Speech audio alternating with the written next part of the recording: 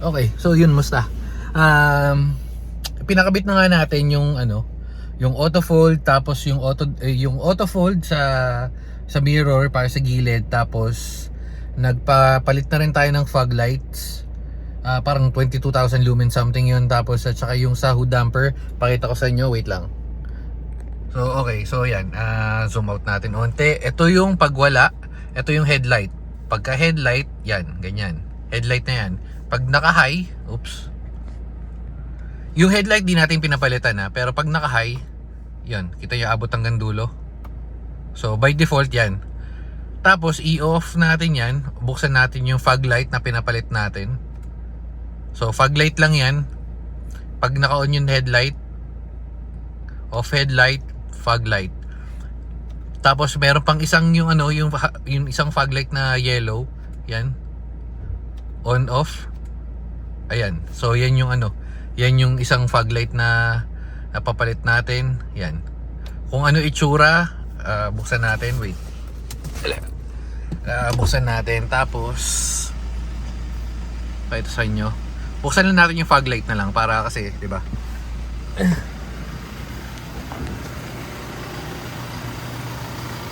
So, yan yung fog light. Yan yung itsura niyan. Tapos yung yellow, wait.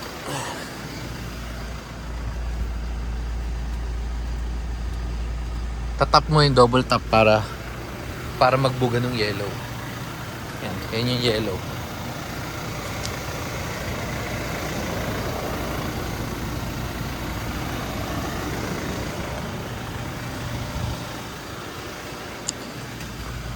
Okay. So dapat gagawin natin ng umaga, pero since 'di ba tinetesting natin yung hindi, wait lang. Buksan na natin yung sa hood para makita nyo. Dapat kasi umaga talaga natin i-video to, pero kasi hindi makita yung fog lights.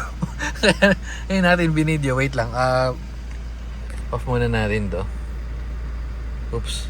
So, off lang natin. Tapos yung wait lang, di obisado.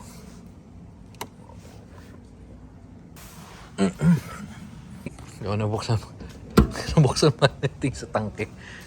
Wait lang, sarado muna natin. Oh man, asan yun? Okay.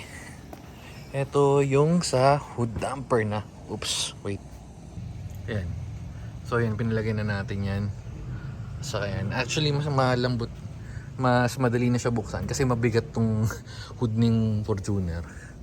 Ayan kahit nakaganyan okay lang siya. Init. Ang init tong buga, kakapatay lang ng makina. Ayan, di ba? Chill. Pogi ng mas madali mabuksan. Nandito pa rin naman yung dati just in case na kailangan mo, pero nabili lang natin yung sa Shopee, tapos pinakabit natin nga dun. Ayun, baba na natin. Tapos yung last, yung power window or power window. Wait, ito yung susi natin.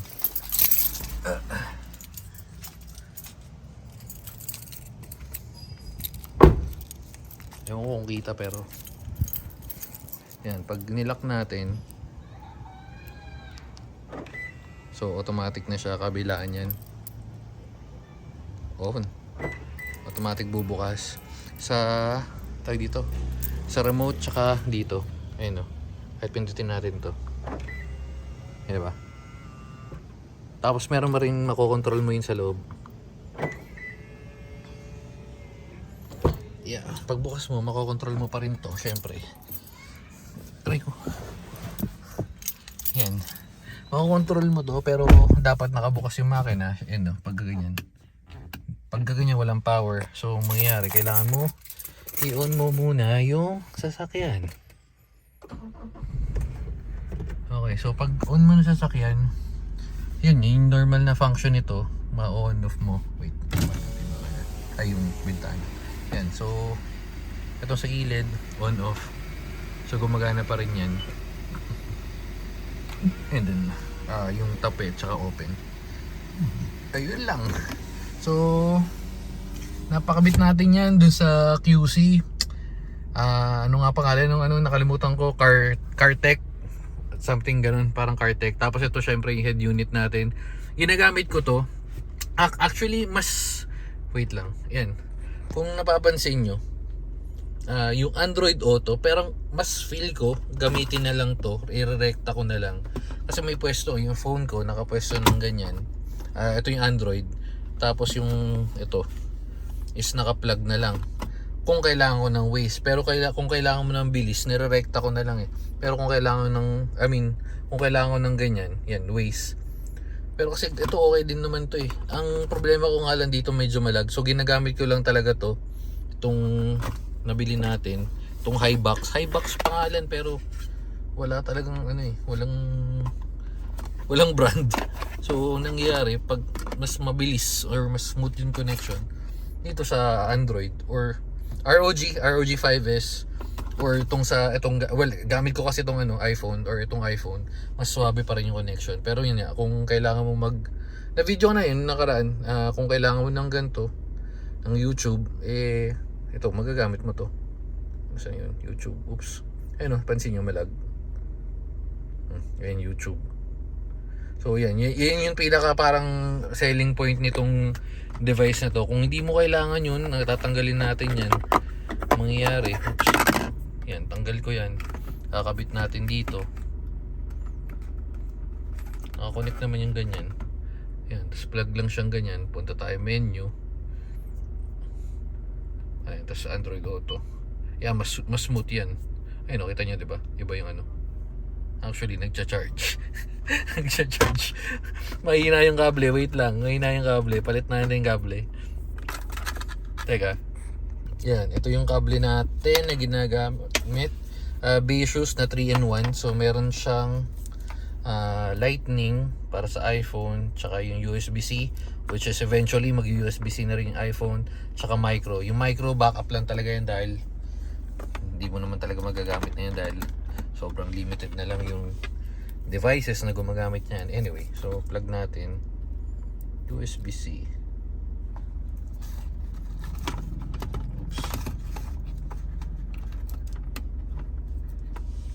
Yan. So pag plug natin yan at hindi lumalabas, connect natin sa kabila. Wait lang, ba't di nalabas? Nabaliw na yung natin. Tayo men. Yan. Uy, hindi na detect. Okay, so troubleshoot tayo. Pag hindi na detect na ganyan, i-update or re-reset nyo lang. Wait. Okay. Mukhang ito mukhang kable ang problema natin, pero yan, hindi ko matandaan ko nung kable, pero kable to ng isa sa kable sa isa sa mga keyboard natin.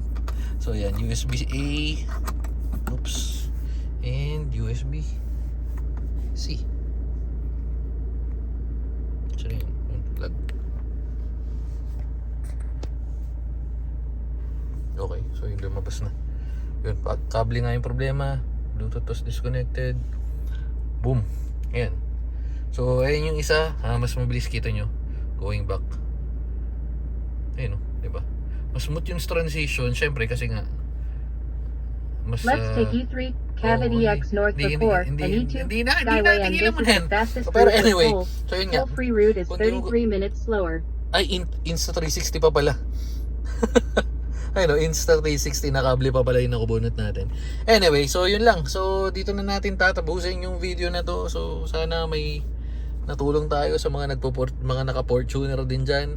At yun lang, bye bye, babu.